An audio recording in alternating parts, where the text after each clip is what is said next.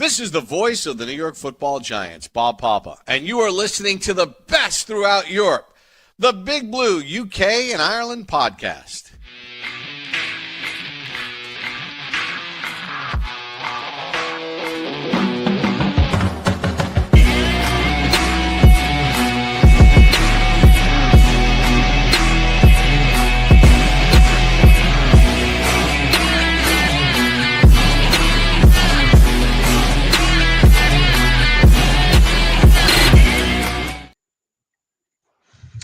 Welcome back, Giants fans, to the latest edition of the Big Blue UK and Ireland podcast. As always, proudly in association with Andy's Man Club. Lads, remember, it is okay to talk. This episode, we are 75% British, 25% Irish. Apparently, I can't do maths this evening. But as always, 100% Giants. 2 weeks after the firing of Brian Daboll, we now have the second casualty of the season, with the defensive coordinator Shane Bowen being given his marching orders this morning by head coach Mike Kafka. We are going to get into that. We're also going to get into the game very shortly. There is the return of the players of the game after a little frisky but flawed game last night that I'm still struggling to get my head around and still try and explain. However, tonight I do have Shane, I have Kev, and I have Aaron to talk about one hell of a 24 hours. I've just realised that Shane's in the bottom corner and it's really throwing me off as well. But how are we doing, boys? Are we good? Yeah, not too bad. Maybe in the bottom corners just because I was running a little bit late tonight. But yeah, it's good to kind of be on and talk about a Giants defeat that we ain't seen so far this season in terms of it going to overtime defeat this time. Yeah, it's crazy. I mean, like, we found lots of ways to lose this year, and this is just another great way to lose. I mean, frisky but flawed, is a perfect way to explain this team at the moment. I mean, we did say we wanted it to be entertaining, didn't we? So we're kind of getting what we wanted. And I think for me, I've got my party shades on. Abdul Carter hasn't got a sack, but Shane Bowen's been fired. So I've got the party shades on with extra sideburns. Let's have some fun. Absolutely. We're going to get into all of this. There's a lot to cover this evening, and we've got way too much that we want to cover, but we're going to try and keep it to about an hour, so we'll see how we go. But we'll get into it now. Obviously, we do make sure, if you're watching this on YouTube, X, Facebook, do get involved in the comments, as people already are. Like this video, subscribe if you aren't already, hit the notification bell. Also, make sure all you audio listeners to rate us on your podcast platform of choice. Elvis, how many stars do we need to give?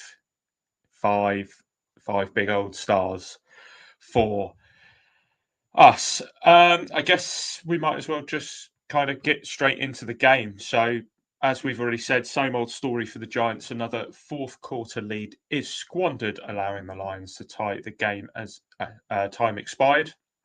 And any hopes of an overtime win were quickly put to bed, with Jamal Gibbs scoring that 69-yard touchdown on the first play, meaning the Giants had to score a touchdown themselves. Unfortunately, that drive did stall just outside the red zone and was ended on an Aiden Hutchinson sack on, I think it was the Detroit 29-yard line. The Giants offensively battled throughout the game, finished with over 500 yards of offense for only the second time this season. However, just like the Cowboys game, it ended in an overtime loss. Defensively, it was mostly the same old story. 17 unanswered points in the fourth quarter onwards, including an 81-yard drive after a turnover on downs. This is now the fourth time we have blown a fourth quarter lead and the fifth time we've blown a two-score lead on the road. So I guess you can't say we're anything but consistent. Just consistently bad at the moment. But that's kind of the end of the overview side of things, because we're going to kind of get into everything else and what we want to talk about. The big news, obviously, is that Shane Bowen has now been fired, and it's a move that kind of feels 4 weeks later than it should have been. Bowen joined the team, obviously, in 2024, replacing Wink Martindale. He was touted for his Titans defense that were known for their run stopping. The Giants saw none of that. They finished 2024 as the 6th worst rushing defense by yards per game at 136.2. And guess what? It only got worse this season, with the Giants currently dead last, allowing 157.2 yards per game and 5.5 yards an attempt, which doesn't matter how many points your offense put up, you're going to lose games if that's your rushing defense.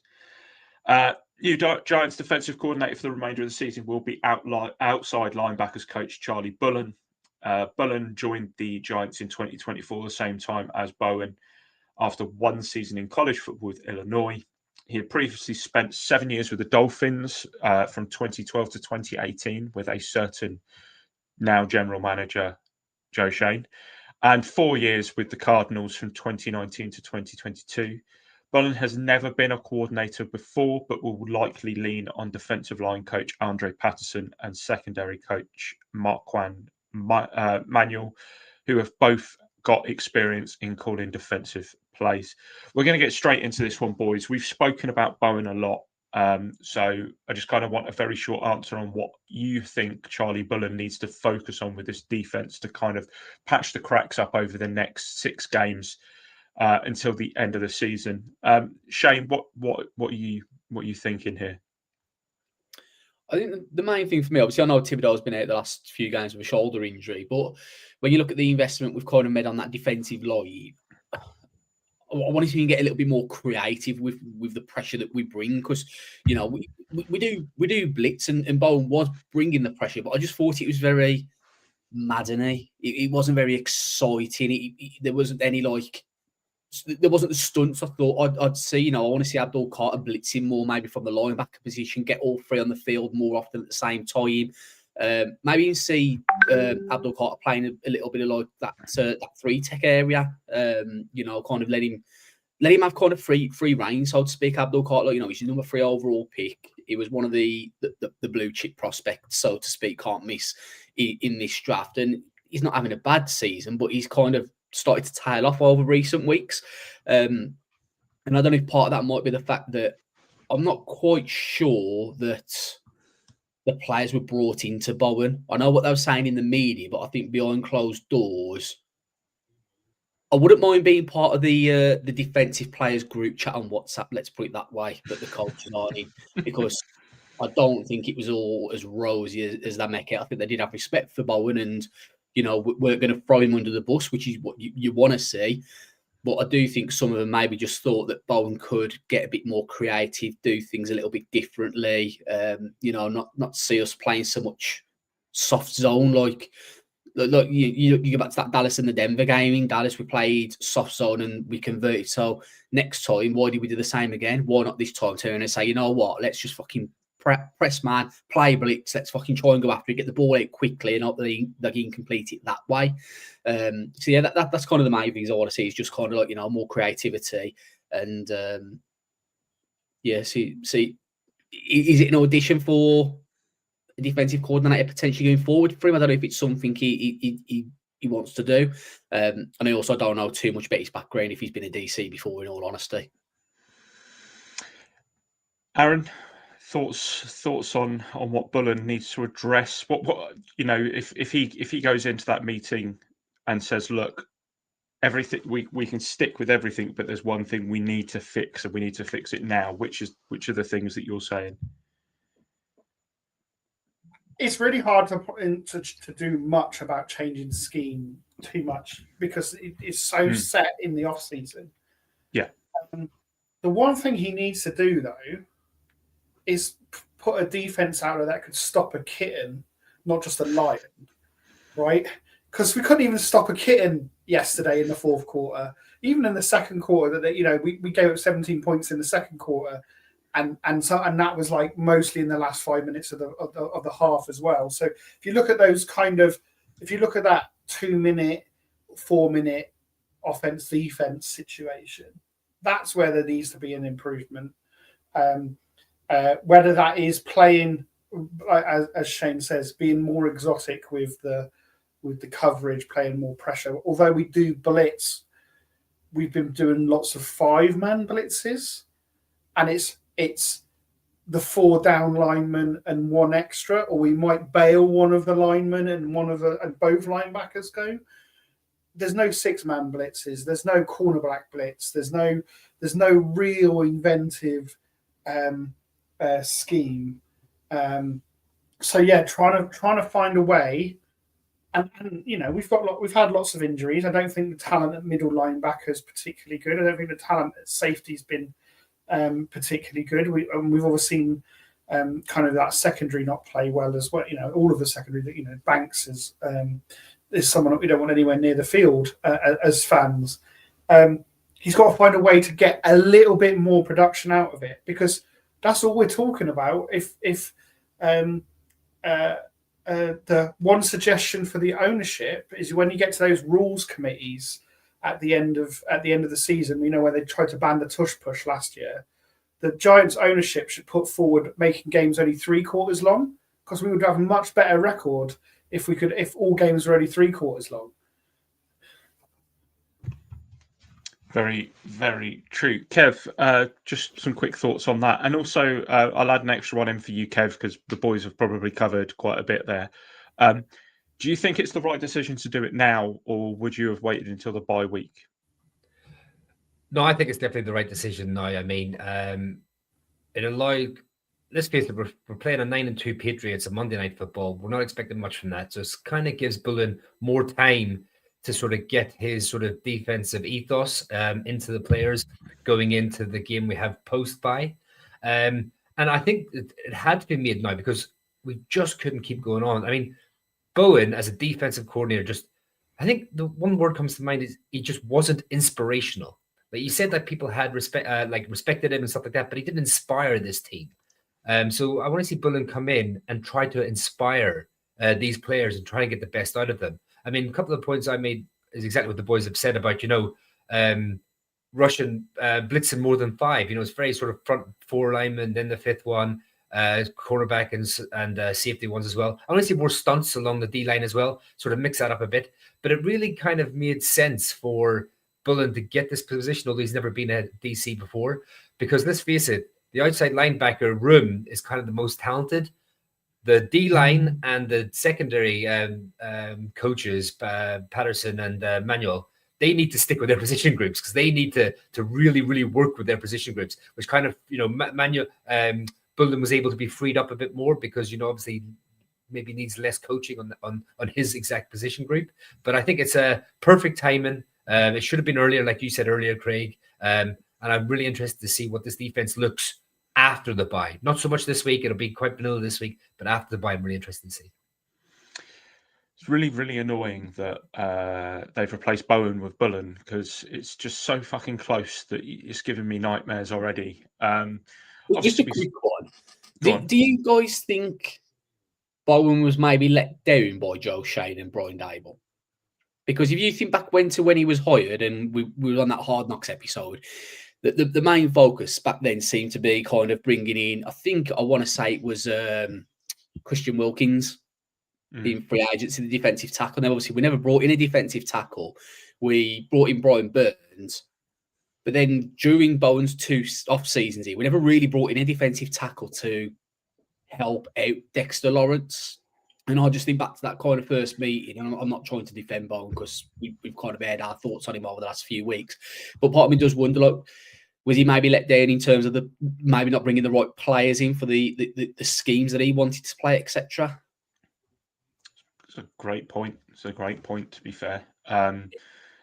You are right. We never did really plug up the hole essentially next to Dexter Lawrence. We've kind of tried a few veterans in there, and we've tried a few rookies in there, but nothing's really stuck. I mean, we're going to speak about one of the players later that is next to Dex now, but you look at the other player that's next to him in Nacho. Nacho's actually having quite a good season, that is in shock to probably all of us who are in favour of cutting him. I think Nacho actually is second on the Giants in sacks now, behind Brian Burns. There's a big gap, but he's still second in sacks, and he's ahead of Tibbs, and he's ahead of Carter.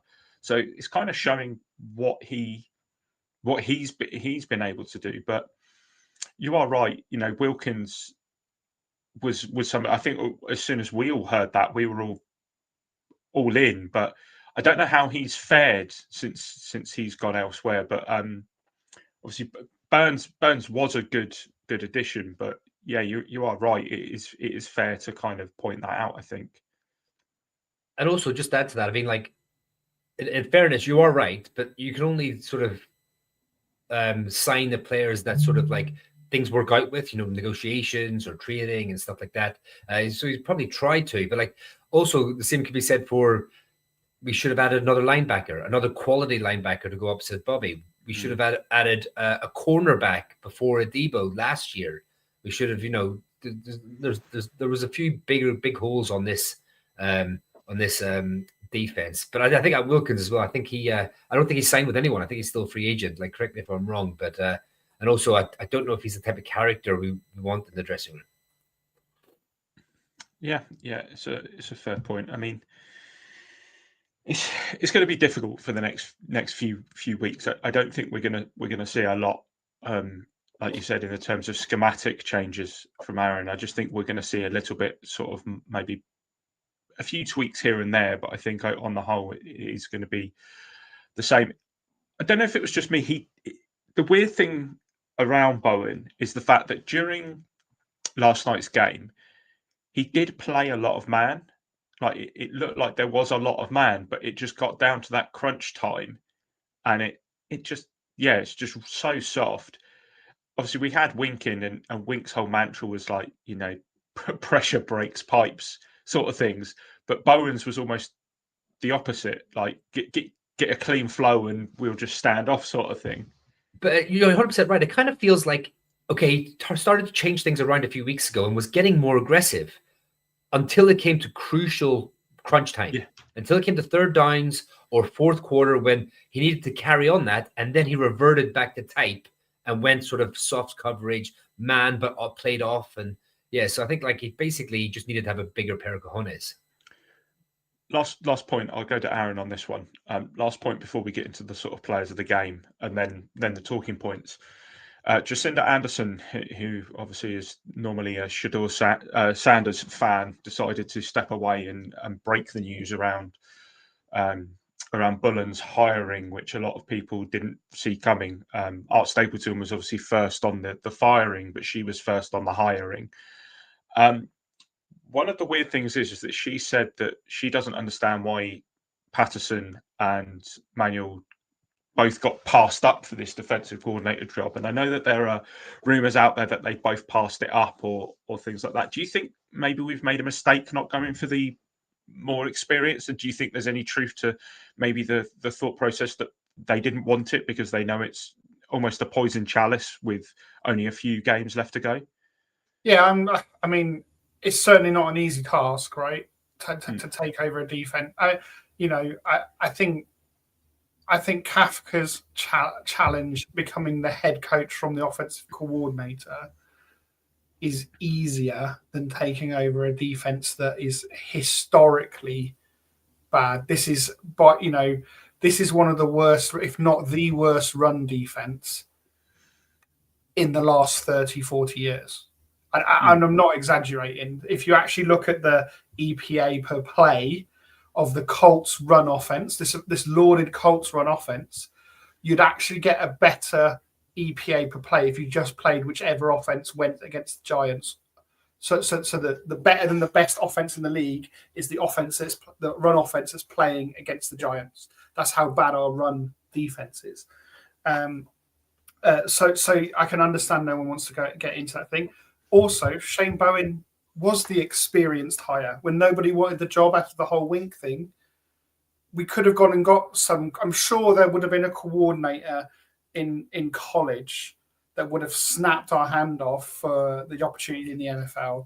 Instead, we went with the experienced hire in Bowen, and he was like our third choice guy of experienced hires as well. And that hasn't worked. So why not try the guy that's never been a defensive coordinator before and has probably had the best room in it, he's got the best room on our team. So they're the ones that could probably do without a full-time positional coach. Yeah.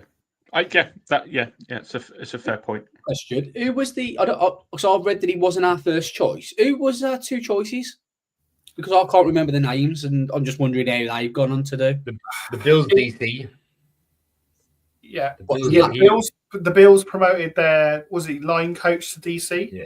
So he's the Bills DC, and it was the guy the Titans hired to replace. Fair enough. And Bowen. Yeah. Cool. Right. I think that's enough talk on Bowen.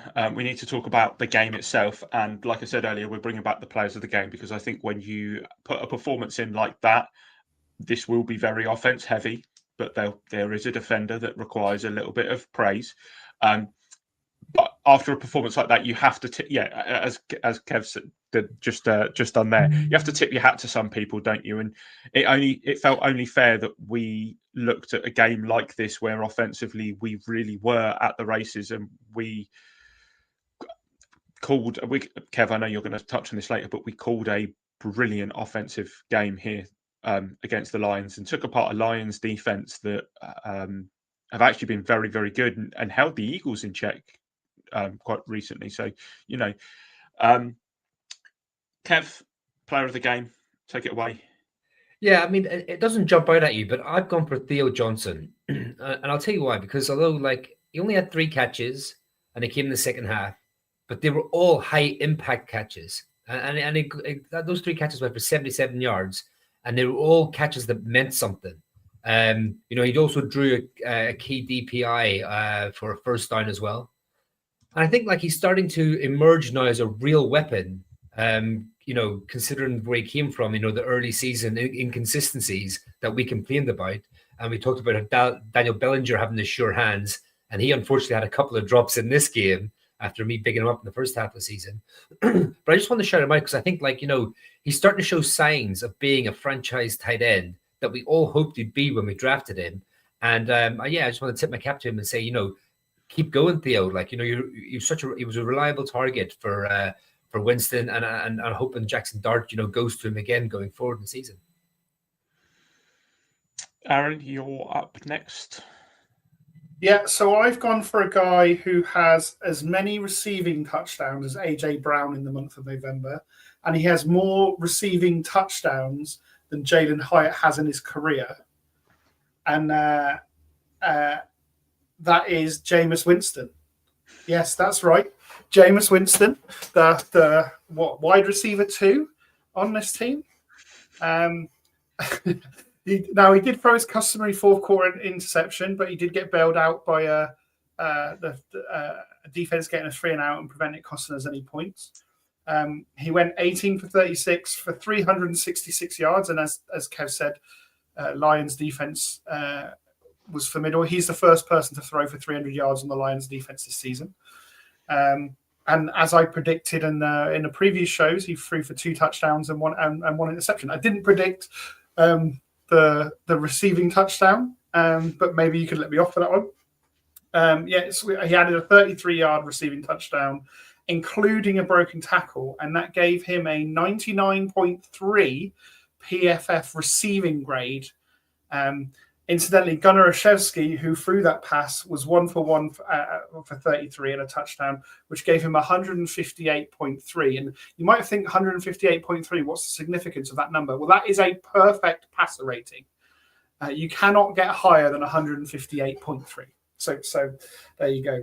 Maybe we've got our third string QB is Gunnar Olszewski now, and our fourth string wide receiver is Jameis Winston. So, yeah, that was an exciting moment. I think the most important point to bring up is he hasn't got his W yet, but he's proved why his value as our backup QB for when Dart is healthy.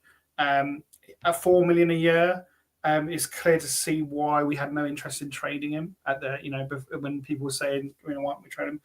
And our QB is set for 2026. Our QB room is set for 2026. Obviously, we'll have a Cam Palm come in, or maybe Tommy DeVito will want to come back. Certainly, something that we couldn't say at the end of last season. I think 158.3 passer rating sounds like some Mayo maths to me. Don't know about you lot, but that's definitely it. I love how it's such a random number for a perfect reading.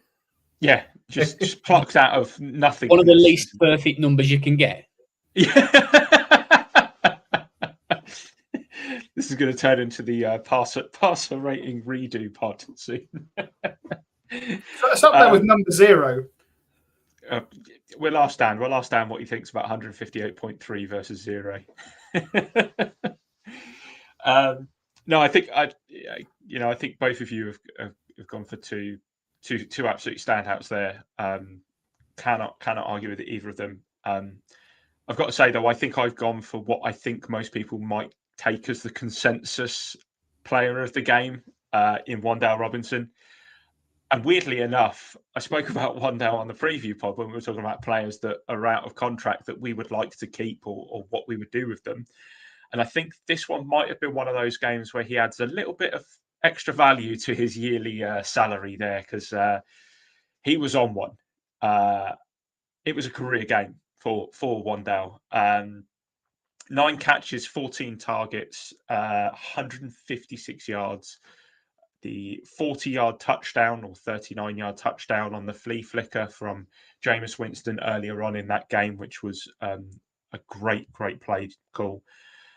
It means he's on 794 yards on the season, which eclipses his career high of 699 from last year, and we have played 12 games. And let's not forget, last year he was being force-fed the ball almost as much as Neighbours was. Like, he had an obscene amount of targets across the season.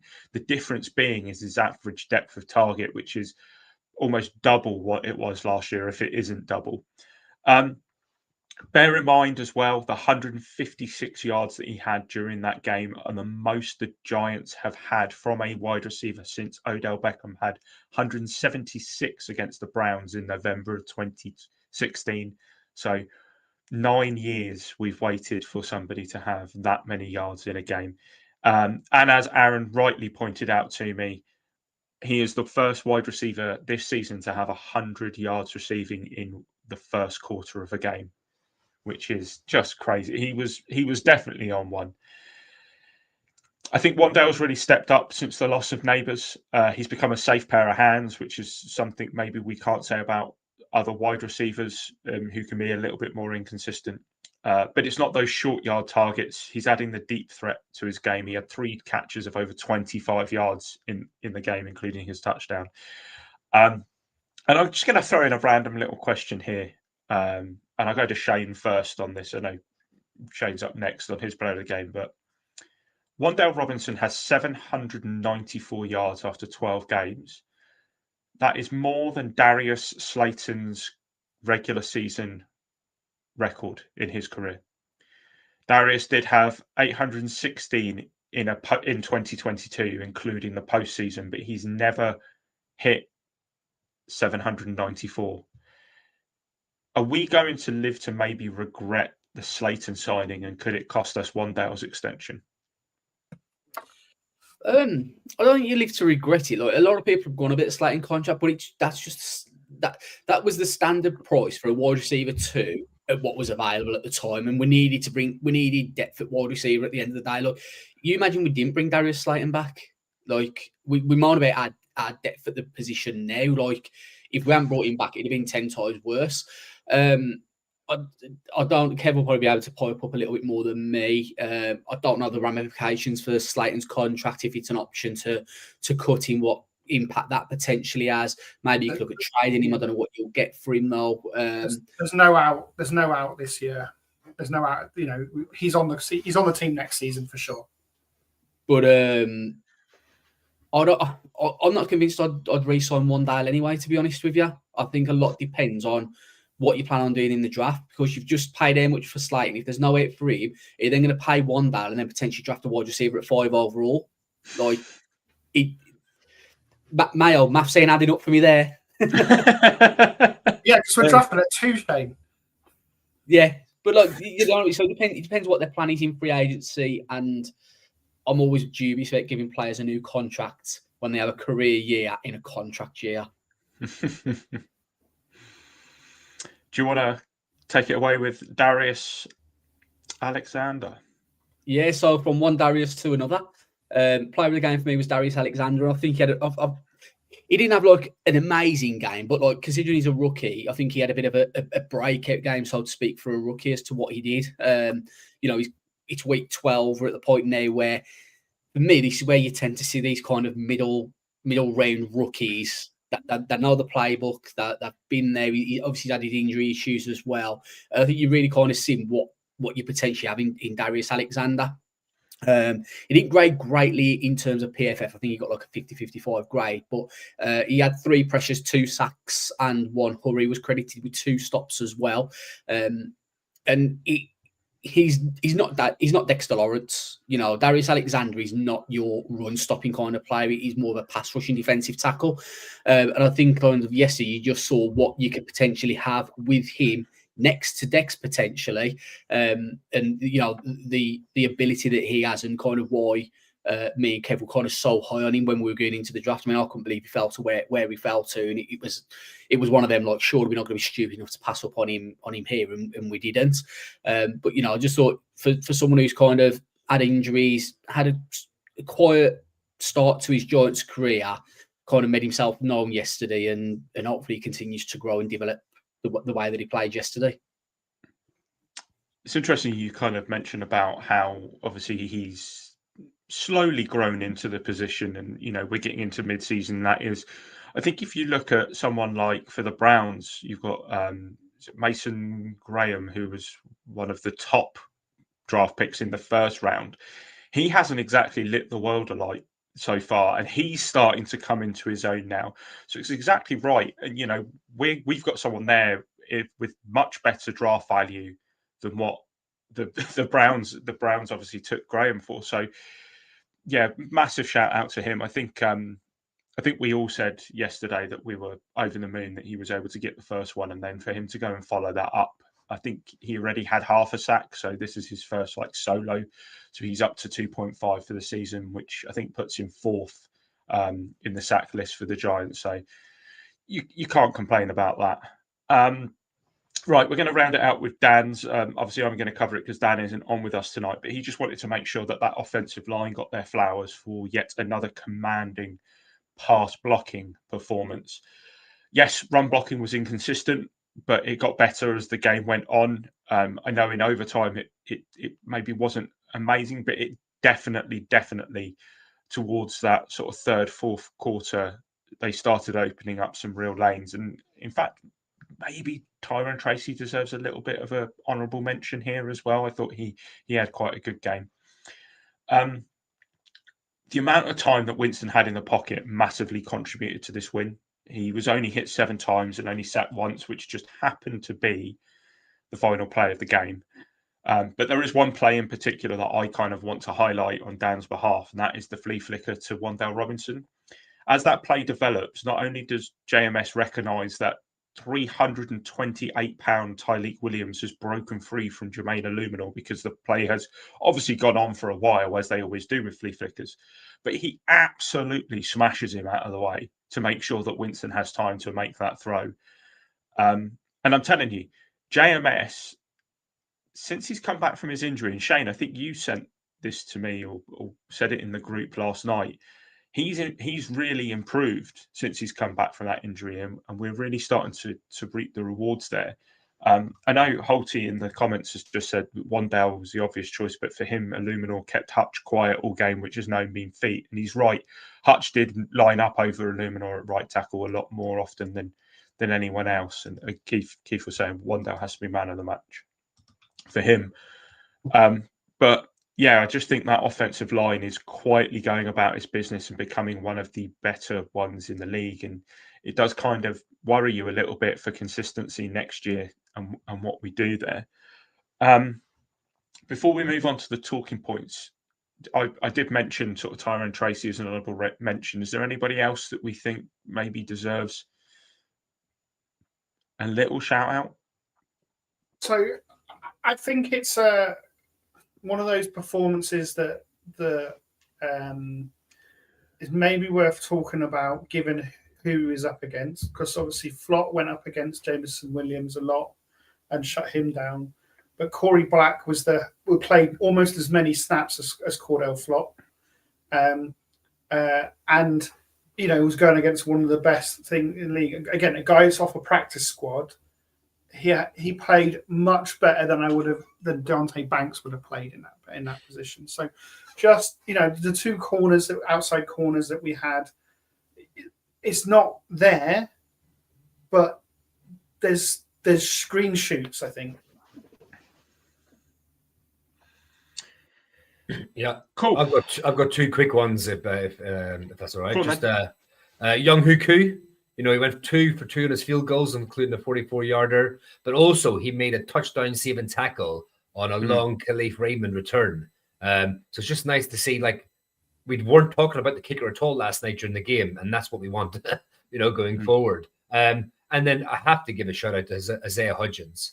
I mean, we mentioned him last week, and for him to come off the street, he had a beautiful 12-yard touchdown catch, a huge 30-yard grab on 3rd and 10. On our 8. And I just think, he's just coming in, just making himself relevant. And, he's definitely working I think he should be on the team next year. Just one I'll mention. He's not so much as Shez. I just want to get your guys' thoughts on him very quickly. I don't know what his current status is. It's too early to say. But if he's missing time, is Flanagan Fells going to be a surprisingly big miss for the team? Obviously, linebacker depth's lacking. We've spoken about it kind of all season, but also I don't think he's played badly at all. He's kind of deserves a bit of a shout for the way he's played over recent weeks. We've not really spoke about him much, but I just wonder if you guys think he's going to be much of a miss. I don't know what his status kind of is. I think he went up. Was it a shoulder or neck injury he had yesterday? Yeah, I'm not sure what it was, but go on, Kev. No, I was just going to say, I think he's coming in. He's just, again, one of those players where, as the linebacker, you just asked to make tackles, and he's just come in, and he's just, again, you don't talk about him. He just does his job. You don't say, oh, he whiffed on that, or he should have made a play there. He's just come in and been good quality depth, and that's all you can ask for, like for someone to come in off the street. I know he probably won't be graded very highly, and obviously we need to see it on a bigger sample size than 38 snaps, but I don't think Zaire Barnes did too badly coming in for him, but I don't think that we'll get the consistency out of him that we've got off Flanagan Fowles. I think that's an absolute diamond in the rough kind of signing that we've made there. Right, Kev, I'm going to pass over to you for your talking point for air your grievances. Yeah. I just want to talk about Kafka's play calling in general, and I will touch on the going for the touchdown and 4th and goal instead of taking the 3 points at the end of the game. It was a massive decision for him to go for it. I'm still kind of 50-50 on it. I know some people are either like he should have taken the 3 points, gone up by 6, and then needed the touchdown, or people should have said no, go for the 2-score lead. But I think he sort of knew the defense wasn't going to stop the Lions just going down the field like they had done in the 4th quarter. So I think, he decided, I'm going to be aggressive. I'm going to go for this and try and get up 2 scores, and then we win this game. The thing, it would have been better, though, if we hadn't lost yardage on one of the plays. I understand that. But overall, though, I think, Captain called an outstanding game. I mean, those 2 trick play touchdowns was just glorious to see. And to pull one off so early in the game on the first drive was just fantastic to see. And to go for 500 yards of offense as well was phenomenal. I mean, both teams ended up going for over 1,000 yards of offense combined. But I just thought when we had the ball, we moved it. We picked up yards when we needed to. Yeah, there was an odd penalty here and there. There's an odd 3rd and long. But I thought, like you said, with the run game as well, got better and better as the game went on. I just see growth from the team. I mean, yes, it was the 5th time this season the Giants built a double-digit lead, and the defense couldn't protect it. But I thought Captain, he coached really well. He coached aggressively, especially he knows what he's working with, and he was able to get out and get 27 points and be productive, and should have had more. some people didn't like the second down pass that stopped the clock on that last drive and regulation. I mean, but I think like for him, the goal was get in the end zone, don't play timid, be aggressive, and go and make a statement. And on this occasion, it didn't quite work out. But the Giants were like huge underdogs. Was it 13.5 points, I think? Because we were missing a lot of key players and just the way that the games have gone for us this season. But for him to sort of make us relevant and make our offense productive, like I said before in the past weeks. And one thing I really wanted to point out was no designed quarterback runs. It was kind of Jameis Winston picked up yards when he needed to with his legs, but there was no sort of like using the quarterback as a battering ram to try and get upfield. But yeah, I mean, considering the injuries, the matchup against a good team, all the circumstances surrounding this game, I think Catholic got the team to play hard. They executed well. There's some creativity there. And they pushed a top Lions team on the road. And I think he deserves a lot of credit. And I also think as well, like, he's taken to the head coaching role really well. We kind of talked about off camera a little bit. But not just his game management, which I thought was really good in this game, but just the way he speaks in interviews, And yes, he took his time making the Bowen decision. But I believe ultimately, he did the right thing by taking a bit of time, overviewing everything. And then ultimately he came to the correct decision today in firing him. So I think, he's done himself absolute wonders. I think he's done himself no harm in, if not head coaching job for the Giants, but definitely for head coaching job in the future somewhere else. But that leads me on to some questions then, left. So Craig, let's start with that 4th and goal call that is dividing the fan base. Was it the right decision, given the Giants' defensive struggles protecting leads this season, to go for the touchdown instead of the 3 points? So as you guys well know, I was quite vocal last night very quickly and said I wish we would have gone for 3 there. I don't like the play call, but I think the longer I've had to kind of mull it and think it over and look at the ramifications and listen to a few other people's opinions on it, I actually do think it was the right decision to go for it. And it's twofold. One, I think it puts you up by 2 scores, which obviously takes it out of the Lions' reach and probably does win us the game in that sense. But the 6 points would have forced them to go for a touchdown, and the way that our defense is playing at the moment, I think they would have been okay with that. What we're actually saying is, we're going to turn it over on downs, go and beat us, like go and make a drive of it. If we kick the field goal, let's say they get a big return, it screws us straight away. I mean, worst case scenario, they're probably going to get it to the 35 if there's a touchback. So, we basically loaded the bases for them and kind of said, you now need to make that the big play to try and get down there. And they did do it, and hindsight's a wonderful thing. If we kick that field goal, are they more aggressive with what they're calling? Do they probably still get it?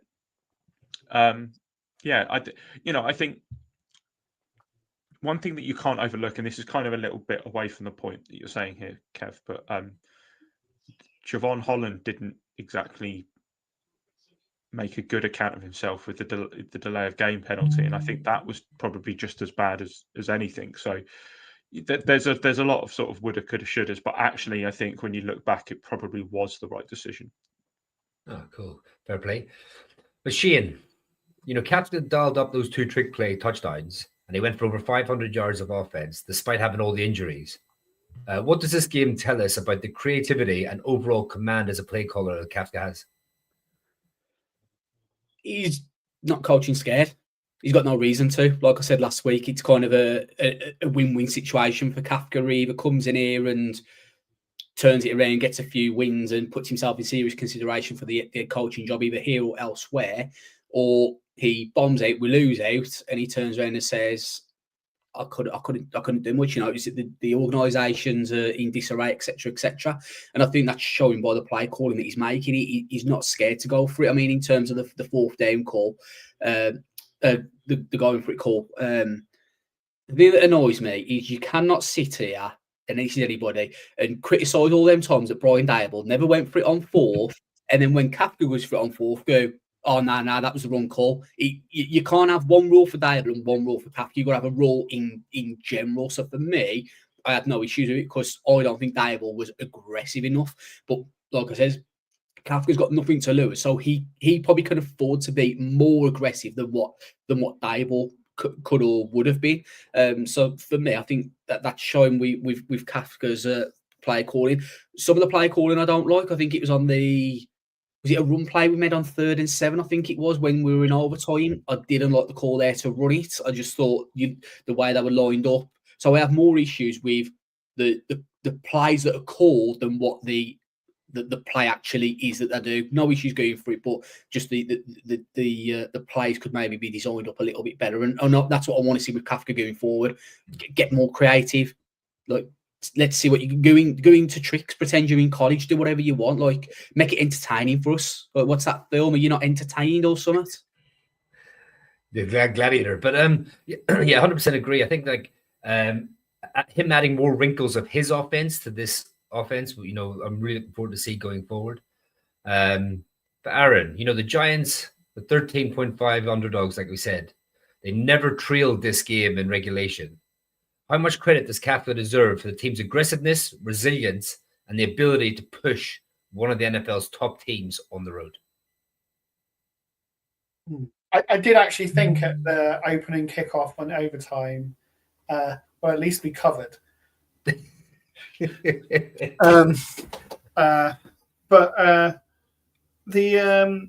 don't know. It's really hard to tell. For the record, I hated the going for it on 4th down. I think it's kick a field goal all day. I hated passing it on 2nd down and not forcing them to use the timeout. And in the same way, I hated against the Broncos that we scored too quickly. Jackson Dart fighting for that end zone on that 1st down actually wasn't the play. We should have been trying to get tackled short and force it in 1 or 2 plays later. I'd rather kick the field goal. We did get very unlucky with the 3rd down play because there's an obvious false start right at the point of attack.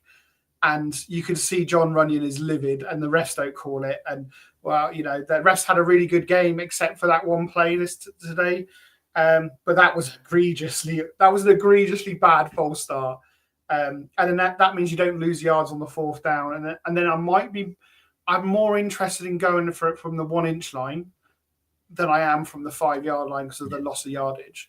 The one thing I have liked from Kafka is again, we talked about Wandale and his yardage, that average depth of target.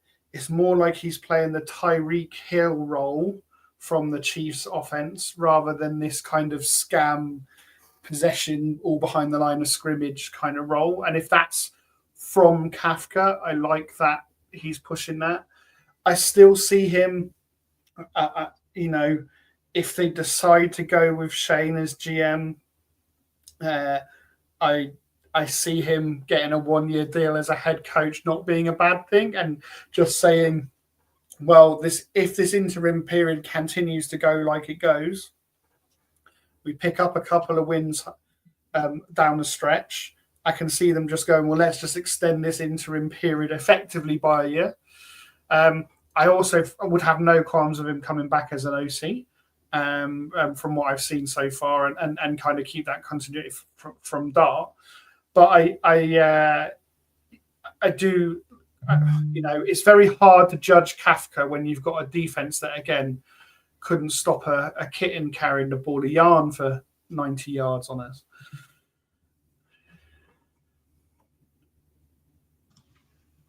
Right, Shane, I think it's over to you now. So what you got? Yes, I'm mindful where we're at on time. To be fair, my point's been blown up because I would expand more on the defense issues. But I've been on nights last night, so I've written my notes on nights. I've woke up and I've seen Shane Bowen's been sacked, so I'm like fucking brilliant. Like, that's preparation, that is, just everything's being kind of wiped out massively.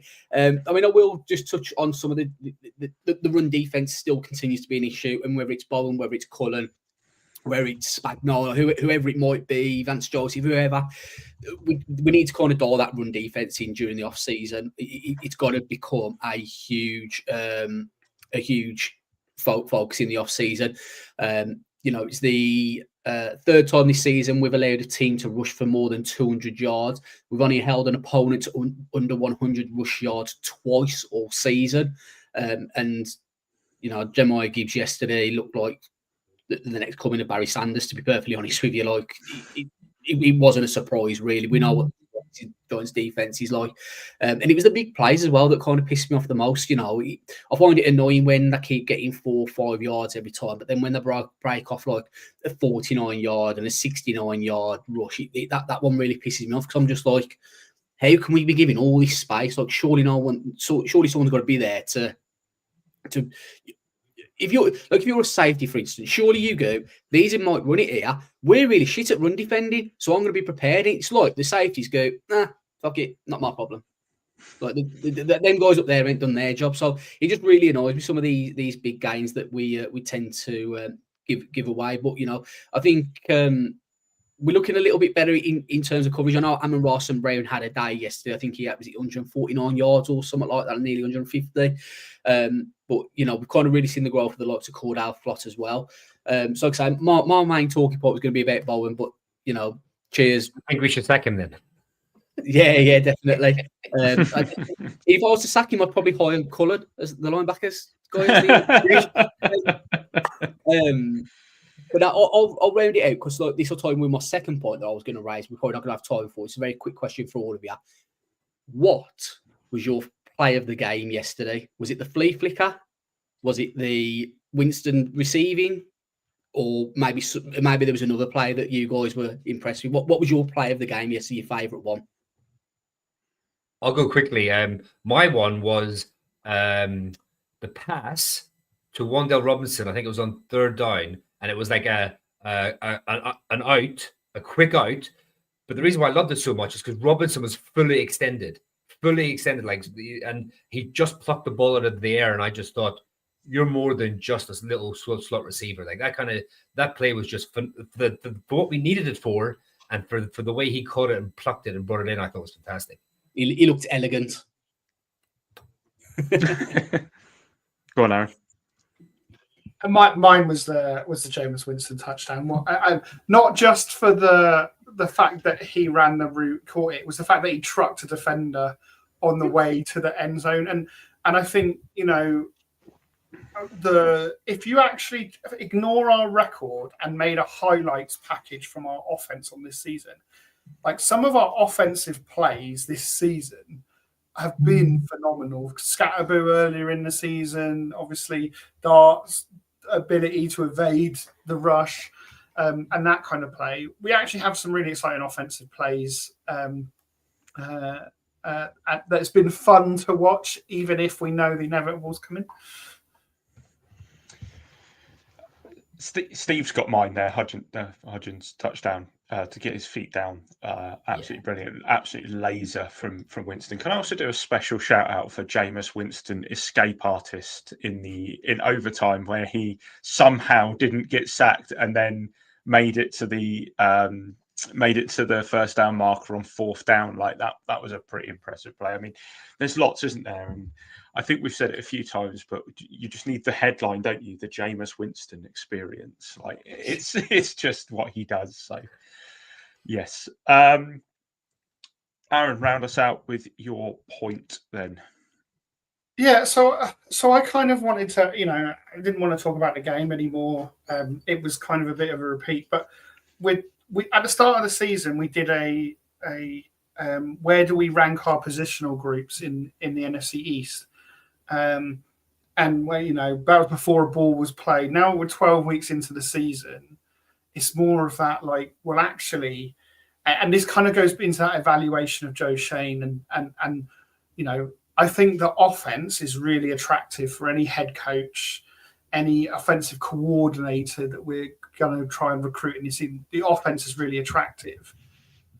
I'm not sure we've got the talent on defense that's going to get people really excited. Maybe the defensive line and some of those sort of people, but the depth of that defense we've seen, it's really hard to evaluate. Is it if we didn't have Shane Bowen from last season, we might just say, oh, he's had really bad injuries on the defense, and actually, it's not his fault.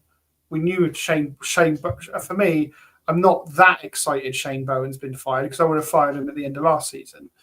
But and after the Denver game and after the Dallas game, but anyway. So really, I was just going to give you guys the opportunity to shout out strongest or weakest. Which position has you most excited or frustrated on the roster? And we'll start with Craig. Excited.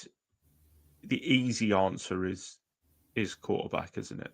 It is the easy answer, but I'm going to go with the offensive line, because we've just been screaming for it, haven't we, for so long? And I think we could all. I know Shane's going offensive line. I knew he was gonna shout them out. Say, but I do. I think weakest. The easy answer is cornerback, but man, those linebackers are just. It's just Bobby hasn't been the same player since his first season. I think we've missed McFadden more than we wish to admit at times, and Flanagan Fowles has come in and done a very, very good job there. But it's not. You wouldn't say that any of them are standouts. Like, you look at some of the other teams and what they've got at linebacker. I mean, hell, look at the Bears yesterday. The Bears had their backup linebackers in at linebacker 1 and 2, and they were so good. Not Will Howard. That's very wrong. Mason Rudolph didn't even throw over the middle for some reason, and those Bears linebackers had an untold amount of tackles. So I do think that we definitely need to address that one. Shane, offensive line, Kev.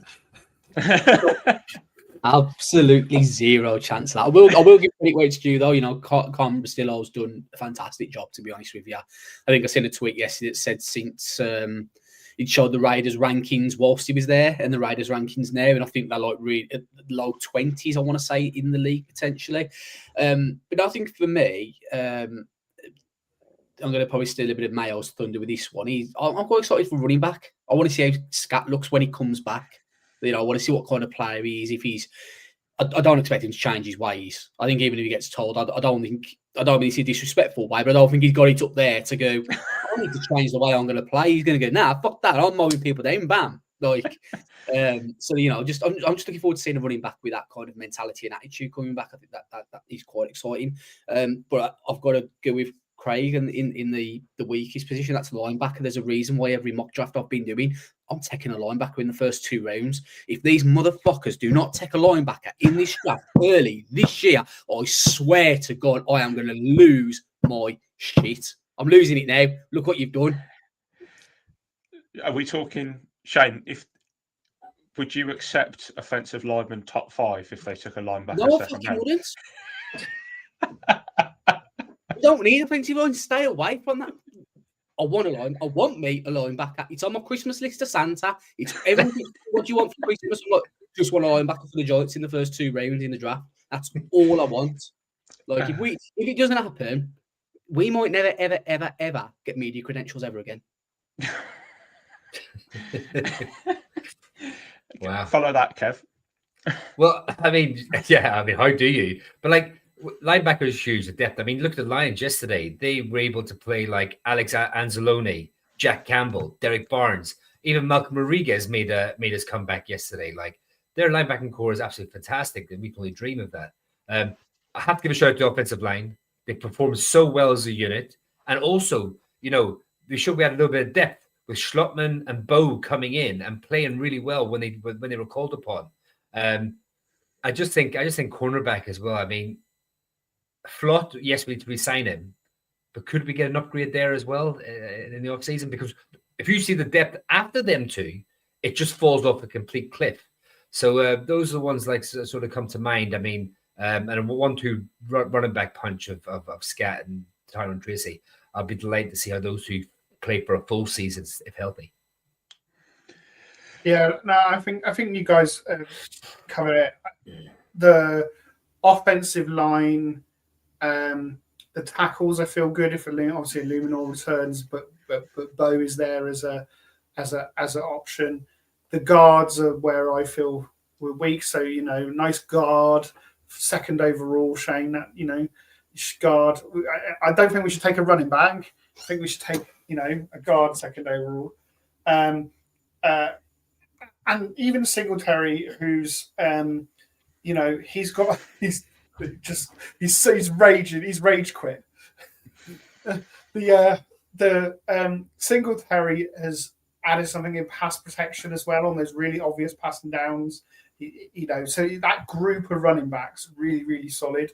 Even if he's got a carry or he can still do something with it. You guys hit it on the head. Linebacker for me it was the weakest position, and we've had the injuries. Even our backup guys off the street have missed time. I know Swayze Bozeman was back out there, but he played the game, was out injured, come back. It's been really thing. I'm fully on board of spending 6 of 7 draft picks on defense, spending the free agent money on defense. And if all we spend on offense is enough money to re-sign Illuminor, and that's it on offense in free agency, then I'll be all right. I know we've just ticked over the hour, but I am just going to make one more point because I think it's interesting when we're talking about positional weaknesses and strengths. Have we got a Scottish Hammer problem?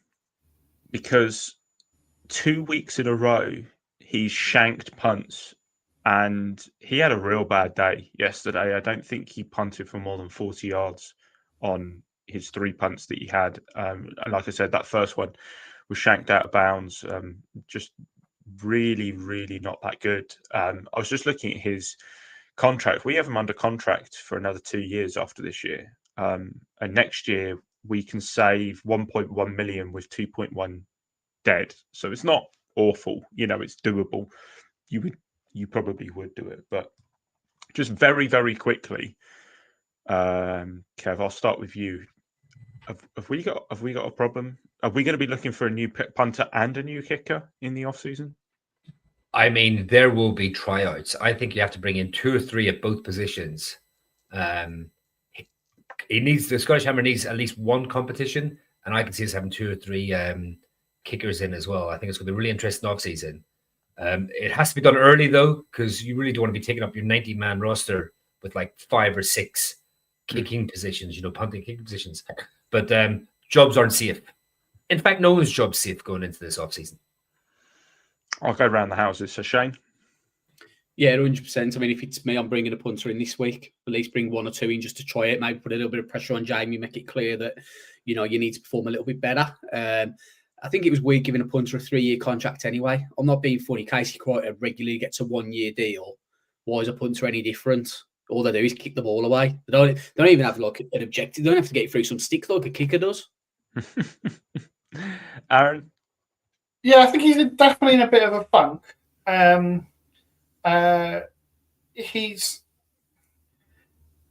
He's done okay over the 2-3 years.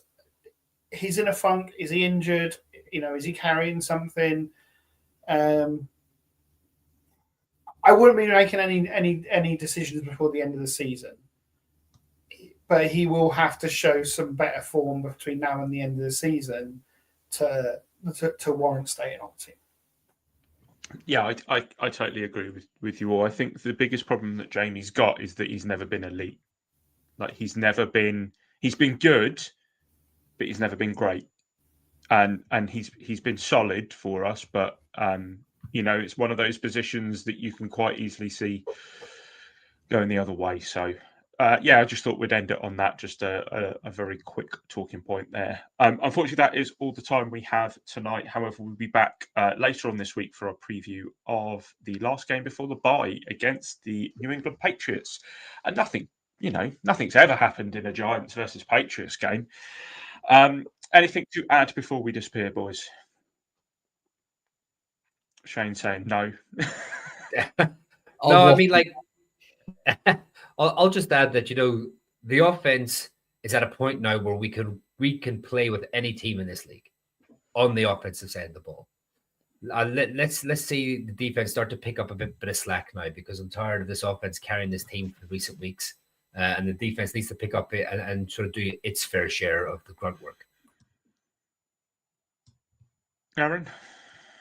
Yeah, I think I said it about this time last week. The team haven't quit on the field, not like in previous years.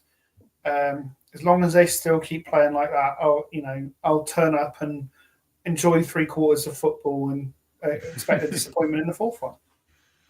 Well, it could change now. We never know. It could change now. As always, remember to like this video. Subscribe to us on YouTube if you aren't already. You can also hit the bell to be notified of when we go live. If you aren't already, follow us on the socials at the bottom. And please do rate us on your podcast platform of choice. My thanks, as ever, go to Kev, to Shane, and to Aaron for joining me tonight. All of you watching and listening, getting involved in the comments, we appreciate you all. We are signing off. Until next time, let's go Giants.